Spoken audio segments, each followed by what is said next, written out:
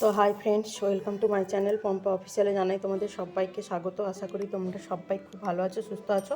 তো চলো আজকে আমি কি করছি, কি বানাবো, চলো তোমাদের সঙ্গে শেয়ার করবো। আজকে হচ্ছে ফ্রাইড রাইস বানাবো। তো এটা ফ্রাইড রাইসের চাল তো নিয়ে নিয়েছি 1 কিলো। তো চলো এটাকে ভালো করে ধুয়ে ভিজিয়ে দিই আধ ঘন্টার জন্য। তো দেখো চালটাকে জল দিয়ে ভালো করে পরিষ্কার করে ধুয়ে ভিজিয়ে দিয়েছি তো আধ ঘন্টা 1 ঘন্টার জন্য। তো চলো তারপরে দেখাচ্ছি কি করছি না করছি। তো বন্ধুরা দেখো, এখানে এক এক করে সবজি ভেজে নিচ্ছি। গাজর আর এখানে দেখো বিনস করে কেটে রেখেছি, তো ভালো করে ধুয়ে রেখেছি। আর এখানে কড়াই বসিয়ে দিয়েছি, আর এখানে ভাতের জল বসিয়ে দিয়েছি যেই চালটাকে সেদ্ধ করবো। আর এখানে দেখো ঘি দিয়ে দিয়েছি কড়াইতে, আর একটু রিফাইন তেল দিচ্ছি। আমি দুটো মিক্সড করে ভাজা করব। তো তোমরা শুধু ঘি দিয়েই ভাজতে পারো, কারণ ঘিটা বেশি দিলাম না। তো ভাজাগুলো করে নিই তারপরে। তো দেখো গাজরটাকে ভেজে দিচ্ছি। আর এখানে দেখো দারচিনি, লবঙ্গ আর গরম মশলা করে রেখেছি। আর এখানে ভাতের দেখো জলটা বেশি হয়ে গেছে, তো তোমরা কমই দেবে চাল অনুযায়ী। আর তেজপাতা সব দিয়ে দিলাম জলে করে। আর লবণ দিচ্ছি পরিমাণ মতো, কারণ লবণটা কি বলতো, চালে যতটা লাগবে ভাতে ততটাই হবে, এর বেশি হয় না। তো লবণ দিয়ে দিচ্ছি। আর এখানে দেখো ভাজা হয়ে গেছে, ভাজাগুলো উঠিয়ে নিচ্ছি। আর কি বলতো, ভয়েস বসাচ্ছি তাও বন্ধুরা, রাস্তার পাশে ঘর, গাড়ির আওয়াজ, প্লিজ একটু তোমরা শুনে নাও কষ্ট করে। আর এখানে দেখো বিনসগুলো ভেজে নিচ্ছি। তো ভয়েস তো বসাতেই হবে, কারণ অনেক আওয়াজ হচ্ছে আমাদের ঘরে, এমনিতেই বাচ্চাদের আওয়াজ, তার মধ্যে রাস্তার পাশে বাড়ি, প্রচুর আওয়াজ, কি করব বলো। আর এখানে দেখো চালটাকে যে ভিজিয়ে রেখেছিলাম, জলটাকে ঝেড়ে নিয়েছি। তো এবারে চালটাকে দিয়ে দেবো। জলটা ফুটে গেছে, হাঁড়িতে বোঝা যাচ্ছে না, তো হাঁড়ির জলটা ফুটে যেতে তারপরে চালটা দিয়ে দিলাম। আর তোমরা অনেকেই জানো ফ্রাইড রাইস বানাতে, তো আমি যেমনভাবে বানালাম তেমনভাবে তোমাদের সঙ্গে শেয়ার করছি। তো একটু নাড়াচাড়া দিয়ে দিলাম, কারণ চালগুলো এক জায়গায় থাকবে না, পুরো চারদিক হয়ে মিলিয়ে যাবে। আর এখানে ক্যাপসিকামটাও ভেজে নিচ্ছি। সব একটু একটু করে শেয়ার করছি, ভিডিও তো অনেকই ছোট, তো প্লিজ দেখো তোমরা। আর এখানে দেখো কাজু বাদামগুলো ভেজে নিচ্ছি হালকা করে। তো কাজু বাদামটাও ভাজা হয়ে গেছে, সব উঠিয়ে নিচ্ছি।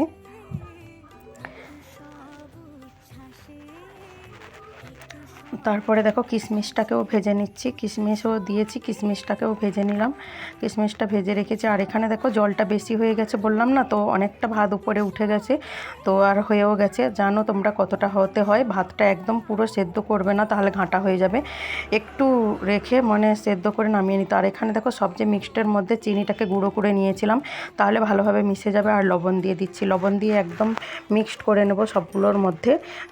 তো পরিমাণ মতন দেবো, যে একদম মিষ্টি, ফ্রাইড রাইস মানে একটু মিষ্টি হয় তেমন দিতে হবে। তো এখানে আমি অল্প দিচ্ছি, কারণ সবজিগুলোর মধ্যে ঢুকে যাবে বলে, তাই জন্য এখানে অল্প দিয়ে আমি মিক্সড করে নিচ্ছি। এখানে দেখো কড়াই বসিয়ে দিয়েছি, আর যেই কড়াইটা ভাজা হয়েছিল তারপরে আমি একটু ঘি দিয়ে দিলাম। তো 2 ভাগে করব, অনেকটা ফ্রাইড রাইসের চাল তো সেদ্ধ হয়ে আছে, তো 2 ভাগে না করলে হবে না, পারবো না।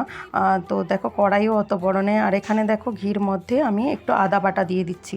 তো বললাম না আমি যেমনভাবে বানাই, তোমরা অনেকেই হচ্ছে কাঁচা বানাও, চাল দিয়ে তার উপরে মেশাও, আমি দেখেছি অনেকের মধ্যে, কিন্তু আমি এভাবেই বানাই। তো সবজিগুলো দিয়ে তার মধ্যে দেখো চালটা, সেদ্ধ চালটা দিয়ে দিলাম। তো এরকম বানিয়ে খাবে বন্ধুরা, দারুণ লাগে। কিন্তু আমি ভয়েসটা বসালাম বলে বলছি না, যে খেতে কিন্তু সত্যি ফ্রাইড রাইসটা দারুণ হয়েছিল। আর দেখো ভালো করে নাড়াচাড়া করে নিচ্ছি, কারণ সবজিগুলো সব চালটার মধ্যে মিক্সড করে দিচ্ছি। আর দেখো আবার একটু লবণ দিয়ে দিচ্ছি পরিমাণ মতো, কারণ লবণ তো সেই চালে সেদ্ধর সময় দেওয়া হয়েছিল, তো লবণটা তোমরা মাপ অনুযায়ী দেবে। তো দিয়ে দেখো আবার একটু চিনি গুঁড়ো দিয়ে দিচ্ছি, আর একটু জিরার গুঁড়ো দিয়ে দিলাম। তো জিরার গুঁড়োটা দেওয়ার জন্য আর একটা ফ্লেভার ভালো উঠে। তো এখানে দেখো কি বসাবো, এবারে চিকেন বসাবো। তো চিকেনটার মধ্যে আমি একটু তেলের মধ্যে চিনি দিয়ে দিই কালারের জন্য, আর গরম মশলা দিয়ে দিলাম, এলাচ, তেজপাতা সব দিয়ে দিলাম। দিয়ে দেখো পেঁয়াজটা, কুচানো পেঁয়াজ দিয়ে দিচ্ছি। আমি পেঁয়াজ কিন্তু বেটে দেই না, তো অনেকটা মাংস বলে একটু বেশি পেঁয়াজ, অনেকে কম পেঁয়াজ খায়, আমাদের মধ্যে কিন্তু একটু পেঁয়াজটা বেশি খাওয়া হয়, কারণ মাংসটা গ্রেভি গ্রেভি খাই, তো তাই একটু পেঁয়াজটা বেশি লাগে। তো পেঁয়াজটাকে হালকা করে দেখো এই যে ভেজে নিয়েছি, ভেজে নিয়ে এরপরে আদা বাটা আর রসুন বাটাটা দিয়ে দিচ্ছি। রসুন বাটাটা দিয়ে মশলাটাকে ভালো করে কষিয়ে নিতে হবে। আর দেখো এখানে টমেটোও দিয়ে দিচ্ছি, কারণ অনেকটা বড় হয়ে যাবে বলে আমি ভিডিওগুলো কেটে কেটে ছোট করে দিলাম, না হলে তো কেউ দেখতে ইন্টারেস্ট হবে না। আর দেখো এখানে মশলাটা কষানো হয়ে গেছে, দেখো কি সুন্দর তেল বেরিয়ে এসছে। আর এখানে হলুদ গুঁড়ো দিয়ে দিচ্ছি, লঙ্কা গুঁড়োটা আমি পরে দেবো, কারণ আমার ছোটো ছেলে তো ঝাল ছাড়া খায়, তো ওর জন্য তুলে নিয়ে তারপরে আমি লঙ্কা গুঁড়োটা দিই। এবারে বরাবরই এরকমভাবে বানাই। আর তো দেখো মাংসটা দিয়ে দিচ্ছি। নাহলে কি বলো তো, দুভাগে বানাতে গেলে অনেকটা দেরি হয়ে যায়, একা হাতে বুঝতেই পারছো। তাই জন্য তো মাংসটা দিয়ে, কড়াইটা আমার ছোট হয়ে গেছে বন্ধুরা। মাংসটা দেওয়ার পরে নাড়তে আমার অনেক কষ্ট হয়েছিল, কারণ 2 কিলো মাংস ছিল।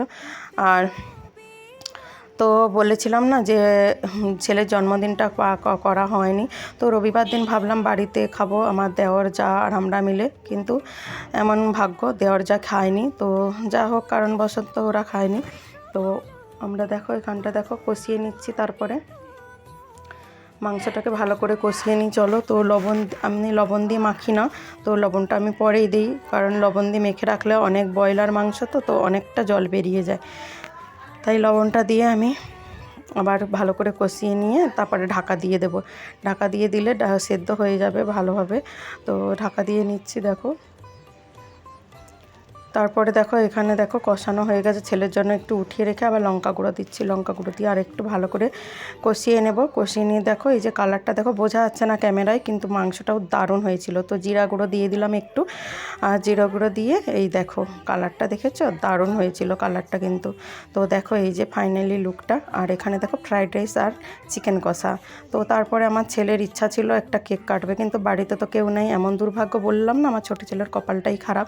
তো তার দাদা, আমি আর মা, বাবা, তো আর আমার ছেলের একটা বন্ধু এসেছিল, তো তাকে দিয়েই কেকটা কাটলো। বাচ্চার খুশি, আমাদের খুশি।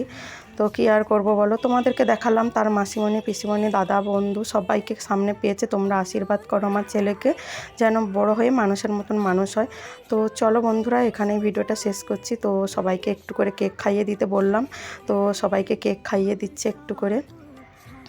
বাচ্চা মানুষ দেখো, এটাই ও অনেক খুশি হয়েছে। কেউ না থাক তো কী করবে বলো, ওর ভাগ্যটাই এরকম। তো আমি বললাম আমাকে একটু দে, তো আমাকে খাওয়াচ্ছে দেখো কেমন করে।